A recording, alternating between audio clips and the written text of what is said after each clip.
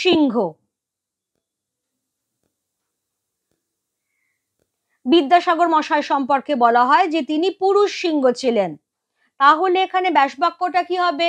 এমন একজন পুরুষ যাকে আমি সিংহের সঙ্গে তুলনা করছি। তাহলে আগে চলে আসবে উপমিতটা, অবভিয়াসলি যাকে তুলনা করছি, পুরুষ সিংহের ন্যায়। খুব ভালো কথা। তাহলে এখানে উপমিতটার সঙ্গে উপমানের তুলনা হলো, তুলনাবাচক শব্দটাও আমরা পেয়ে গেছি। কিন্তু কোন কমন ফ্যাক্টরটার জন্য আমি একজন পুরুষ মানুষকে সিংহের সঙ্গে তুলনা করলাম? সিংহের বীরত্ব, তার শৌর্য, বীর্য, সাহস, কোনটা? সেই সাধারণ ধর্ম বা কমন ফ্যাক্টরটারই কিন্তু উল্লেখ এখানে থাকছে না।